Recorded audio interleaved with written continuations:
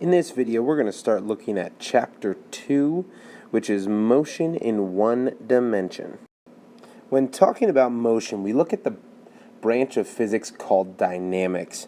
And this is the branch of physics involving any motion of an object and looking at the relationship between the motion and other physical concepts and what's happening to that object to make it move or to keep it in motion or to prevent its motion.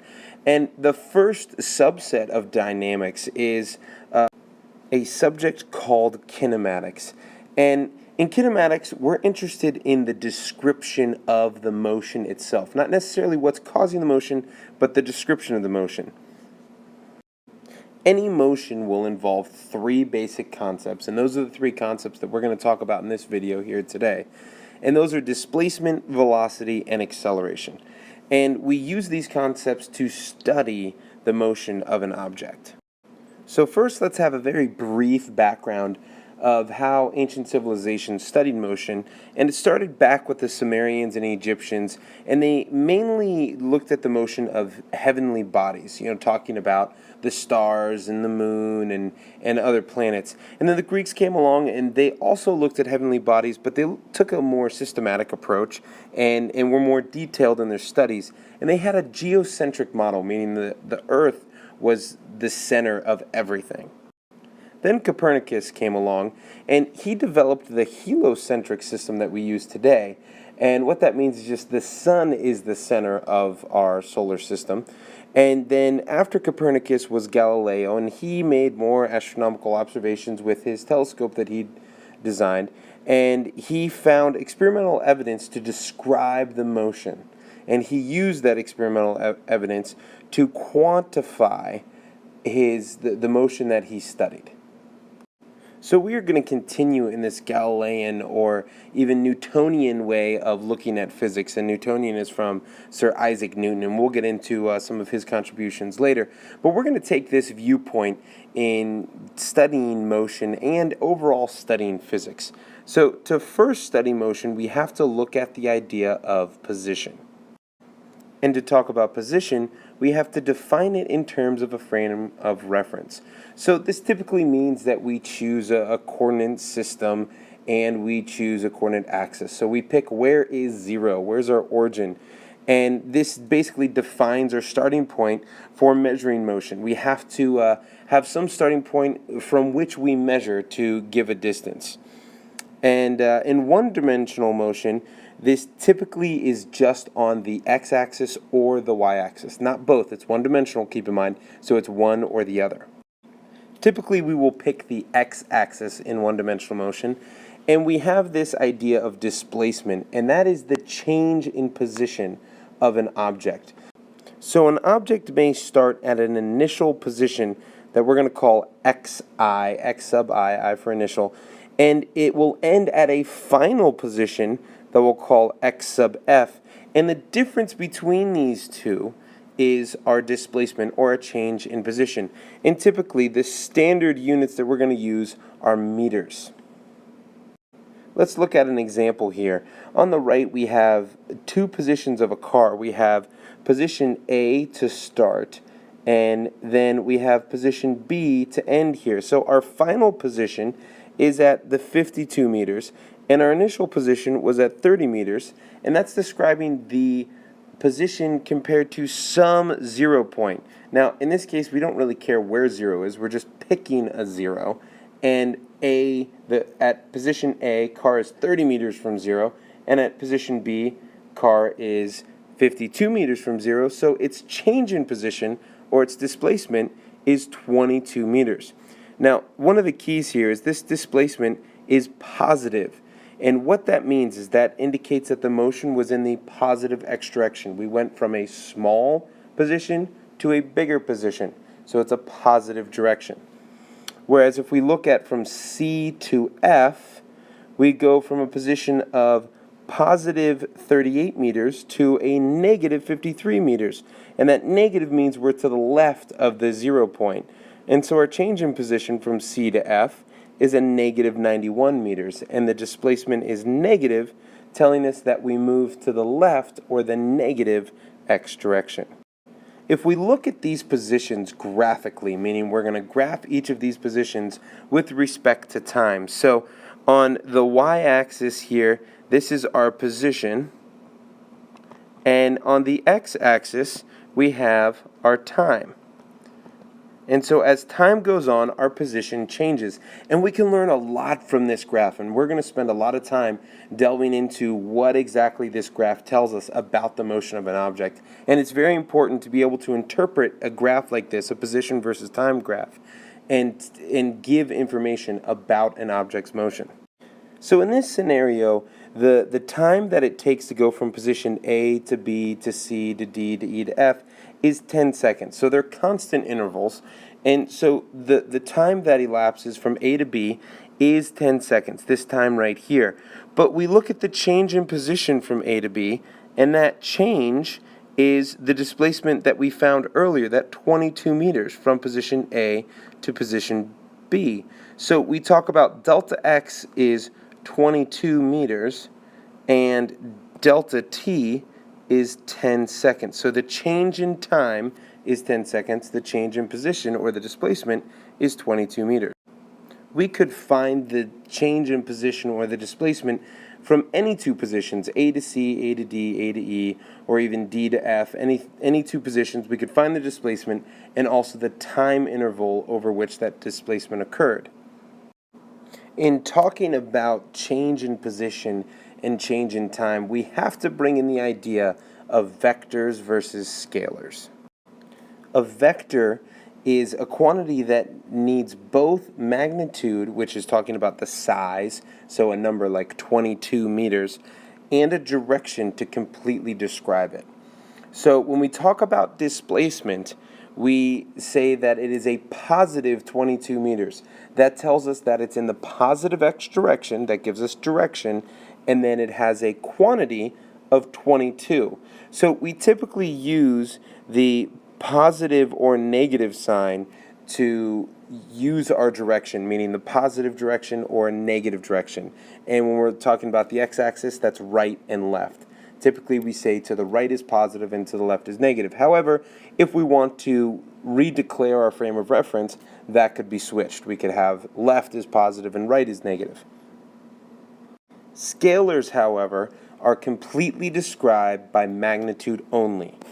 An example of that would be time. When we talk about time, well, that's 10 seconds, 20 seconds. Is there a direction of time? Well, no, because time is always marching forward. Time is linear, and it continues to increase. So time doesn't need a direction. It's a scalar quantity. And there's many other examples that we're going to continue to talk about. But for right now, the idea of displacement, we will consider a vector quantity because it needs both direction and magnitude to properly describe it. Now, this is a big distinction that we need to make sure we have clear in our minds. The difference between displacement and distance. They sound very similar, and a lot of times they might describe somewhat of the same thing, but they are not the same.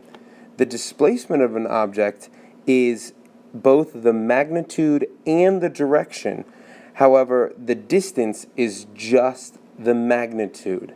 Okay? So, for instance, let's say we throw a ball straight up and then catch it. So if we throw a ball straight up into the air and then it comes back down and we catch it in the same position, if we look at what is the change in position, well, it's zero. There is no change in position because it left our hand and then it came back to our hand. So where it started is the same place it ended.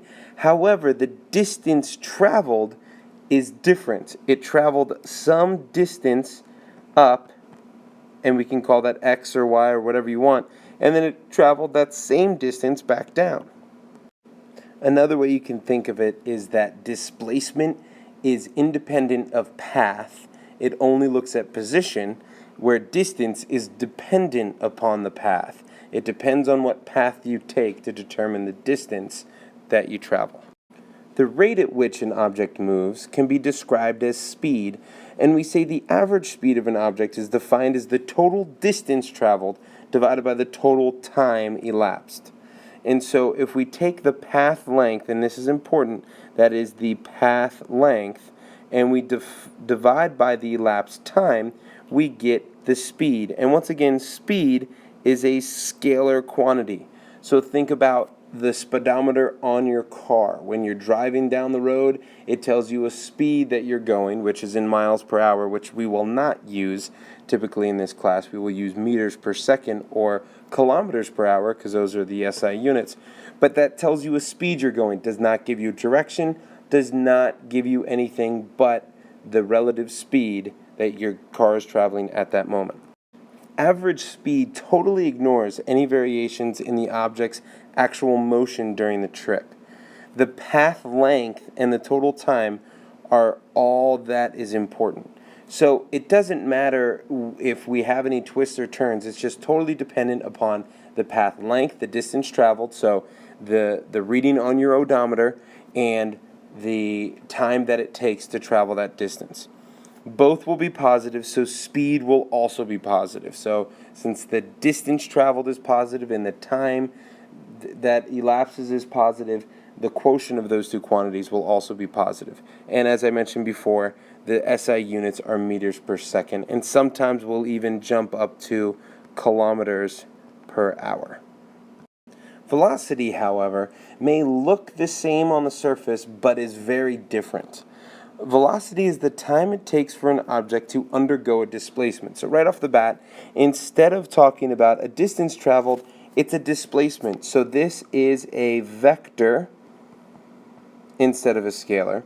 And so velocity itself will also be a vector. Okay, because the velocity is the displacement, the delta x, divided by the change in time, or the time that is elapsed. And so since we're going to have a direction for our displacement, we will also have a direction for our average velocity. So velocity can either be positive or negative, because delta t is always positive, time is always increasing, and so depending on the change in position, that direction will also be the same direction as the velocity. Average speed, and this is very important, average speed is not the same as average velocity. As mentioned earlier, the direction of velocity will be in the same direction as the displacement, and for now we will just use positive and negative to determine the direction, whether it's in the positive x or the negative x, and the units are meters per second. Now other units could be given to you, but you will have to convert them. Some other units that you may see are feet per second and centimeters per second. To illustrate the difference between speed and velocity, we can look at these two different paths. We have a blue path that follows a sinusoidal path or a convoluted path, and we have a red path that is much more direct and linear. So cars on both paths have the same average velocity, since their change in position or the displacement is the same and the time interval is the same. However, the car in the blue will have a greater average speed since the path length is larger than the path length of the red. So the same average velocity but average speed has to be greater in the blue. Of course, this is all assuming that both paths occur over the same time interval. As I mentioned earlier, we can pull a lot of information off of position versus time graphs, and velocity is one of those.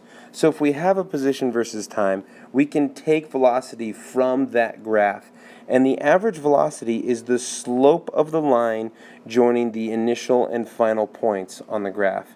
And an object moving with a constant velocity will have a graph that is linear. Looking at this position versus time graph, we see that the linear path here shows that it is a constant velocity because the slope from A to B, the slope of this line here, is the same as the slope from B to C. And so the slope is telling us the average velocity, and since the slope does not change, the average velocity does not change. And this should make sense. How do we calculate slope? Well, to calculate slope, we have rise over run. Our rise is delta x, our run is delta t. So the slope is delta x divided by delta t, which is average velocity. So we use this general equation to say the change in the vertical axis, which in a position versus time is going to be delta x over the change in the horizontal axis, which is delta t, and that is our average velocity. And keep in mind, slope carries units. It's the vertical axis units divided by the horizontal axis units. So if we have meters and seconds, it'll be meters divided by seconds. So if we go back to the graph that we had earlier, where the average velocity is not constant, we can see that the slope from A to B and A to C and A to D and A to E and A to F are different. They're different slopes, meaning the average velocity from those points are going to be different. We can also note the slope is either positive or negative, and we see that we have positive slope from A to B and positive slope, even though it's a little less, from A to C, and negative slope for the others. And so we see that our average velocity changes from positive to negative as we go along, as time continues, and we go to further and further endpoints.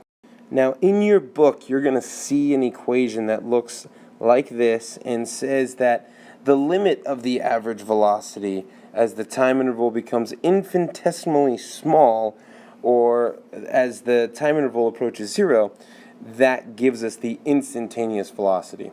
All right, now this deals with some calculus concepts or some higher end pre-calc, so we're not going to get into that equation at all. However, we are going to talk about instantaneous velocity. We are going to say the slope of the line tangent to the position versus time graph is our instantaneous velocity. The instantaneous speed, however, is just defined as the magnitude of the instantaneous velocity. So just the number and not the direction. So if we look at this graph, these blue lines show us the average velocities at any 2 points. But to find the instantaneous velocity, meaning at that very point, what is the reading on the speedometer? How fast are we going and what direction are we going? That has to be the line that is tangent to that point. Now, we're not going to deal too much with calculations with this, but we just need to understand the general idea of the concept. In the next video, we're going to look at the third piece, or the third quantity to describe motion, acceleration.